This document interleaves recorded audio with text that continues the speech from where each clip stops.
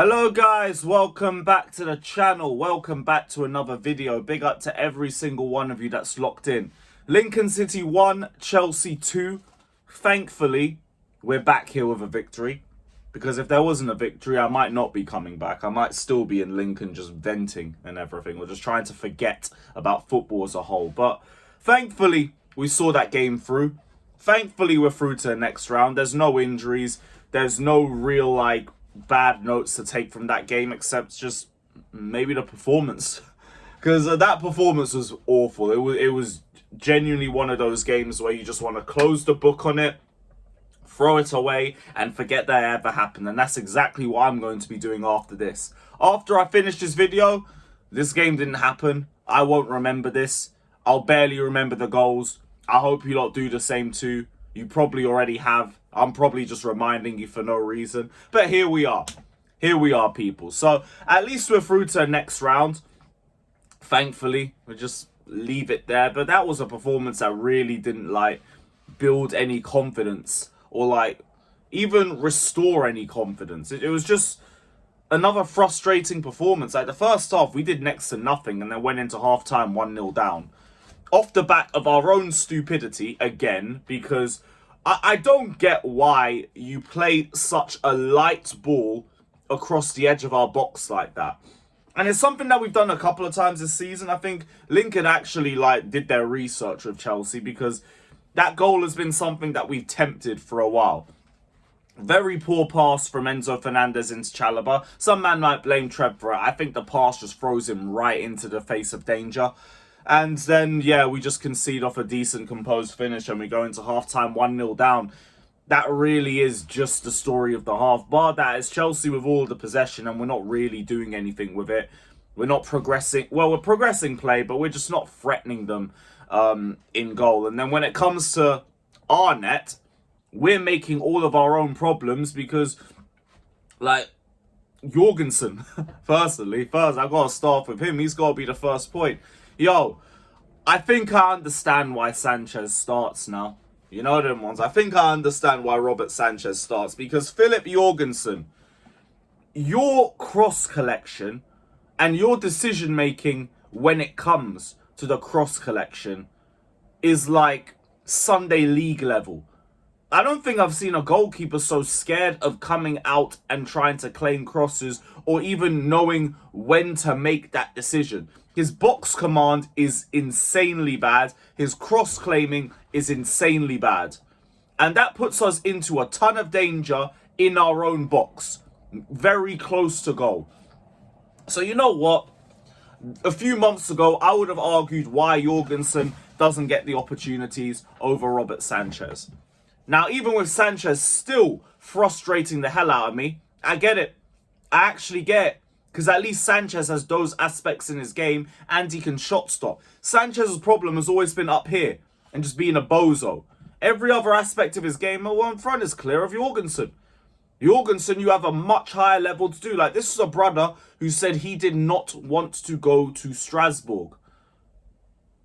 You probably should be going to Strasbourg. You know them ones. So, yeah. Philip Jorgensen, very, very big problem for us, and he's someone that really needs to improve his confidence and improve his decision-making when it comes to cross-claiming and when it comes to box command, because we can't be dealing with that, especially when we're playing cup games against lower-tier opposition. Regardless of the level of the opposition that you play, that is something that can be capitalized on because it's you creating your own errors for opposition players to capitalize on. So part of the reason why we struggled so much within the first half. We get into halftime, and I don't know what Maresca has said in that halftime team talk. He hinted that he gave them the hairdryer treatment, and he sent them out early for the second half. No changes, and no changes needed to be shown. And you know what? Whatever you said, it worked. Because we managed to get 2 goals before I even got back from my pint. Literally, if you guys check the vlog on my channel, I didn't get to catch any of those Chelsea goals. I was still finishing my drink. But shout out to Tyrique George. Very good ball striking. That was my second point. This is something that we've seen him improve a lot on over the last year since he's been integrated into the first team. The second goal showed us a bit of the hold-up play that we started to see grow into his game towards the back end of last season in the Conference League too. Now, I'm not going to pretend George was like man of the match or anything, because I think he struggled to make an impact outside of those 2 goals. But he turned up in the moments. We gave him an opportunity. He made the most of it. It was a good finish. And yeah, really good second half from him. Really good impact. So I was happy to see that from him. And I'm happy to see more of his ball striking coming into a positive effect for us too. Buonanotte as well. This is another one that quietly had a good game. And like, this is another point that I wanted to bring up. I don't know what it's going to be like against the Premier League level opposition, but against the lower tier sides, I actually think Buonanotte might be able to bring us something once he integrates himself a bit more into this style of play. Like, I was very impressed with his composure, very impressed with the close control, the little one-touch passing, the little half turns in his game. Could see the confidence starting to grow in him in a Chelsea shirt already. And it is only Lincoln, so I want to be calm and like reserved about the praise, but that was a nice performance from him. And if he can show me that level against Premier League opposition, I think there might be a place for you in this Chelsea squad as depth. There might be still. So I was really happy with that performance. With his goal, he took it very composed. Nice couple of touches, managed to keep the ball, keep himself composed, and just slotted it past the goalkeeper for the second goal. Nice. On to one of the negatives though. Enzo, you played deeper, and you still didn't kickstart anything. You were still poor. It still cost us a goal. You might need to be sitting on the bench against Brighton. Although I don't even know if we can do that now with Cole Palmer's injury and with Buonanotte not able to play against his parent club. So we might need Enzo to just play in a deeper role and to play maybe Santos in the 10. That might be the best thing that we do in terms of like getting the team cooking against Brighton. Or maybe you play Marquis when you push João Pedro into the 10 and Andre Santos into the 8. Maybe that's what you do. But Enzo, like, he's having a really terrible start to the season. And it's the same as last season, so I don't want to make any sweeping statements on him. Part of me is thinking it might just be another case of he's going to start the season poorly. He's going to grow into the season as we get towards the winter periods. But as of now, for you not to even turn up against a team of Lincoln City stature, that's really poor. Really, really poor. But one player that did turn up in the midfield was Cucurella in the second half. Came in and instantly started dictating the play.